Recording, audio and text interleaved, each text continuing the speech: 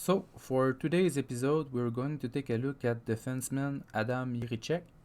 He's a player in whom I had a lot of expectations ahead of the 2024 NHL draft.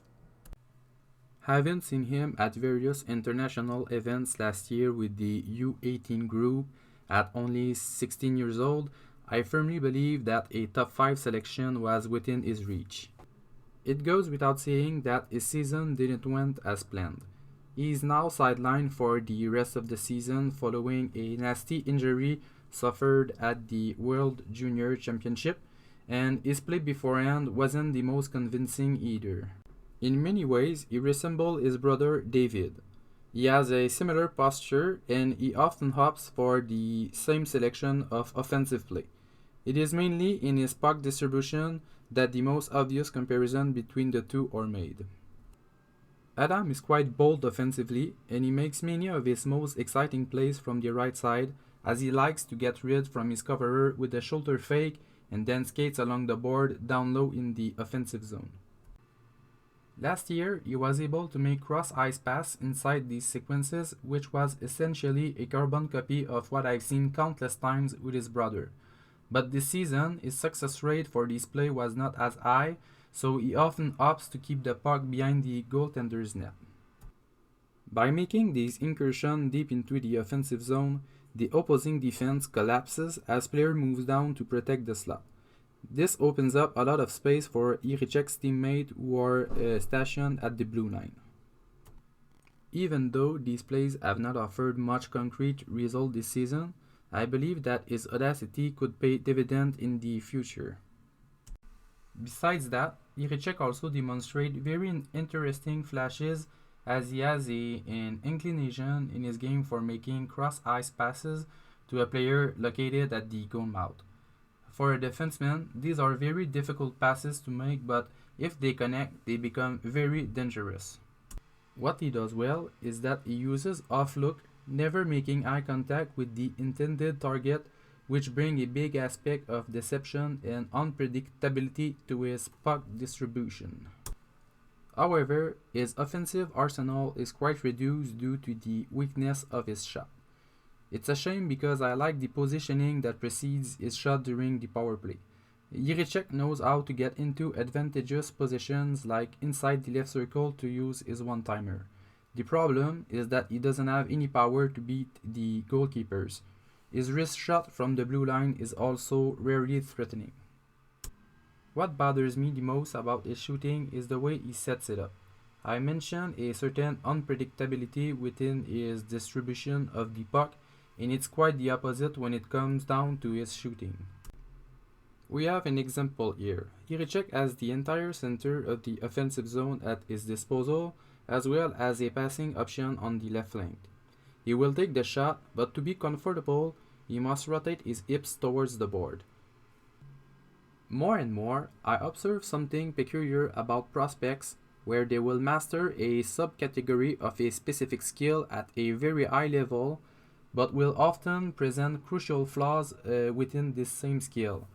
This often occurs within a player skating, and Jiricek does not escape this anomaly. As far as I'm concerned, the right-handed defenseman has good edge work, managing to escape pressure from an opposing player. I also like the sequence where Jiricek kept pushing with his back foot to keep pace from his rival and also to maintain a good gap control. However, the most prevailing aspect in skating for a defenseman are unfortunately not mastered well by Jiricek.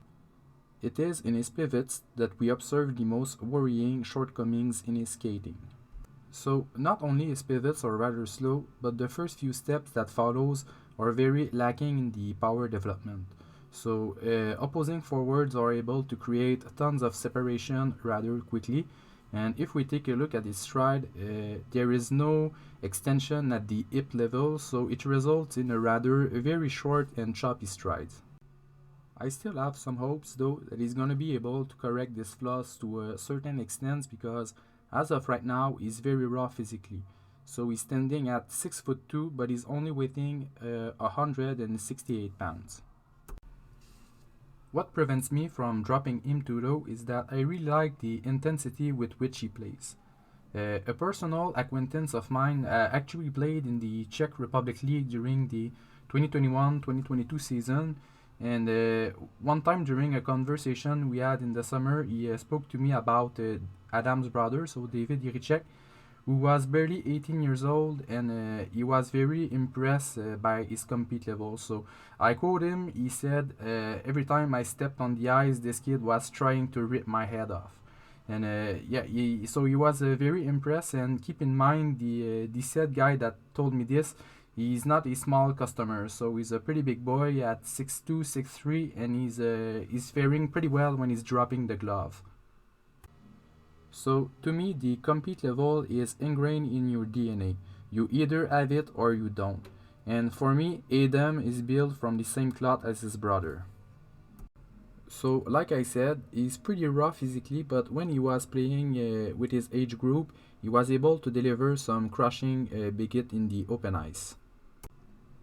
Even if he doesn't reach the potential that I saw in him last year, I look at what is being asked out of a defenseman, and I believe that Jiricek still offers a lot of substance by winning his battle for the pucks in the corner.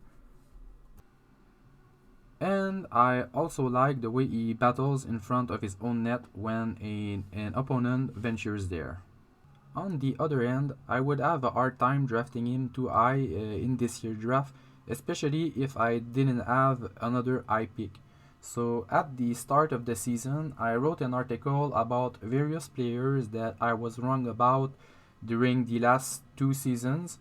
And when I look at the team that emerged, they all kind of fit Jiricek. So a player in whom I had a positive anchoring bias due to his play the season prior, a player whose offensive production doesn't seem to match the eye test, especially at first glance, and most importantly, a player whose physical projection remains very uncertain. In the past, I used to rank this type of profile very aggressively. So players who have a low body mass index and that are also born more towards the end of the summer. So it shows that the player is one of the youngest in his own draft class. And I used to believe that when this type of player would caught up with their peers in terms of physical development, they would reach an even higher level in their play. When I look at my past mistakes, and this is very important to do if you want to improve, many of them involve players who ultimately were never able to develop physically. And I do work in the strength and conditioning field, so I am well positioned to say that it is quite naive to believe that it is within everyone's reach to make significant progress in the physical development. So for this reason, Jiricek remains quite a risky pick, and I honestly have no clue where he will end up on my list, especially now since he won't be able to play for the rest of the season.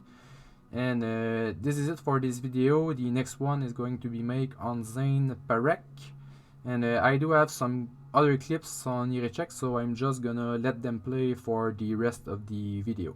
See you next time.